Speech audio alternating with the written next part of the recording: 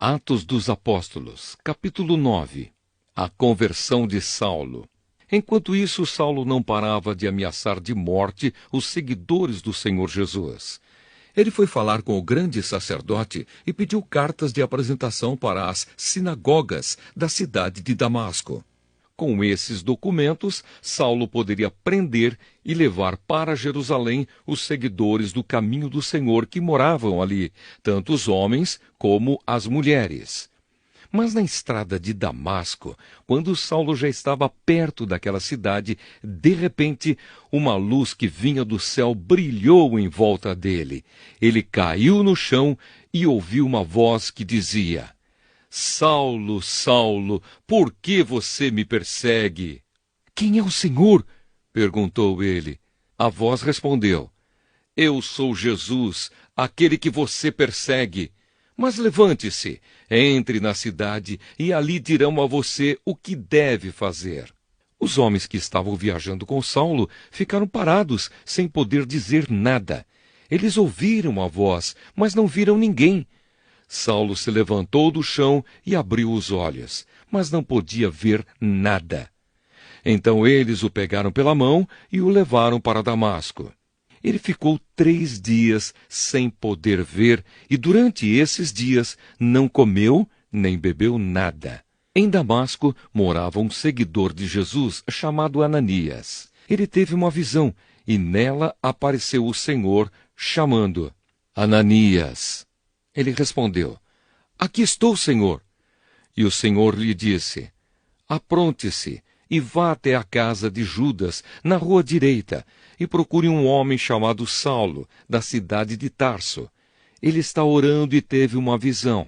Nela apareceu um homem chamado Ananias, que entrou e pôs as mãos sobre ele, a fim de que ele pudesse ver de novo. Ananias respondeu: Senhor, muita gente tem me falado a respeito desse homem e de todas as maldades que ele fez em Jerusalém com os que creem no Senhor.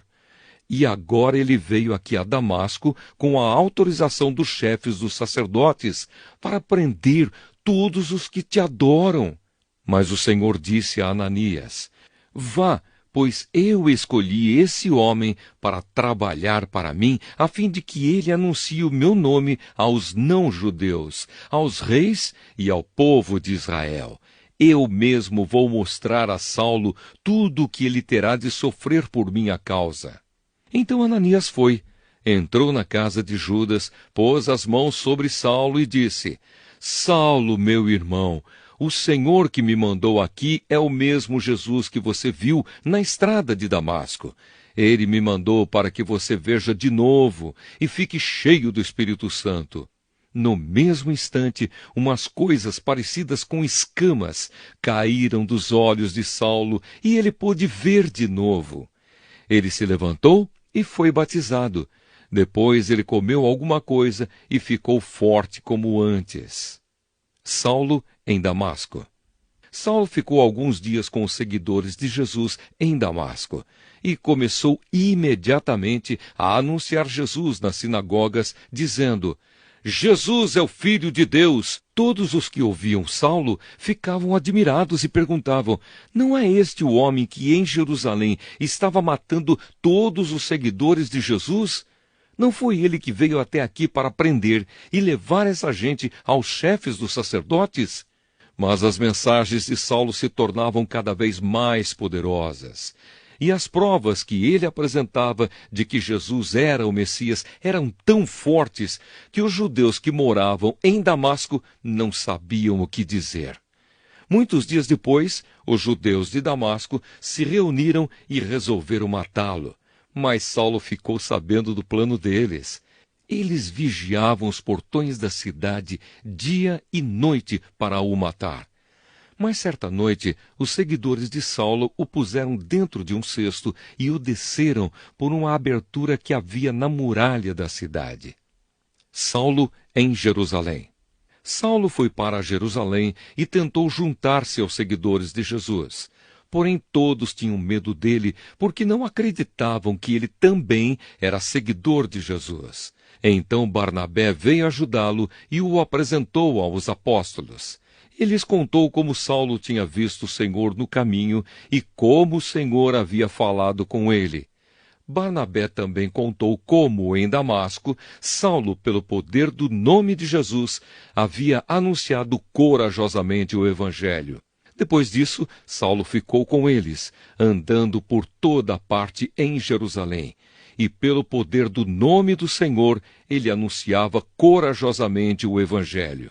Ele também conversava e discutia com os judeus que tinham sido criados fora da terra de Israel.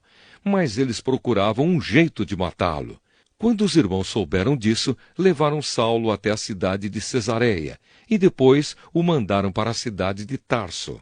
Em toda a região da Judéia, Galiléia e Samaria, a igreja estava em paz. Ela ficava cada vez mais forte, crescia em número de pessoas com a ajuda do Espírito Santo e mostrava grande respeito pelo Senhor Jesus. Pedro, nas cidades de Lida e Jope. Pedro viajava por toda a parte. Um dia foi visitar o povo de Deus que morava na cidade de Lida. Encontrou ali um homem chamado Enéas, que era paralítico e fazia 8 anos que não saía da cama. Pedro lhe disse: Enéas, Jesus Cristo já curou você. Levante-se e arrume a sua cama. Na mesma hora, Enéas se levantou. Então todos os moradores da cidade de Lida e da região de Saron viram isso e se converteram ao Senhor. Na cidade de Jope havia uma seguidora de Jesus chamada Tabita. Este nome em grego é Dorcas. Ela usava todo o seu tempo fazendo bem e ajudando os pobres. Naqueles dias, Dorcas ficou doente e morreu. Lavaram o corpo dela e depois o puseram num quarto do andar de cima. Jope ficava perto de Lida. Quando os seguidores de Jesus em Jope souberam que Pedro estava em Lida, enviaram 2 homens para levar-lhe o seguinte recado: Por favor, venha depressa até Jope. Então Pedro se aprontou e foi com eles. Quando chegou lá, eles o levaram para o quarto de cima. Todas as viúvas ficaram em volta dele, chorando e mostrando os vestidos e as outras roupas que Dorcas havia feito quando ainda vivia. Então Pedro mandou que todos saíssem do quarto e em seguida se ajoelhou e orou. Depois virou-se para o corpo de Dorcas e disse: Tabita, levante-se. Ela abriu os olhos e, quando viu Pedro, sentou-se. Pedro pegou-a pela mão e ajudou-a a ficar de pé. Em seguida chamou toda a gente da igreja, inclusive as viúvas, e a entregou a eles viva. As notícias a respeito disso se espalharam por toda a cidade de Jope e muitos creram no Senhor. E Pedro ficou lá muitos dias na casa de um curtidor de couros chamado Simão.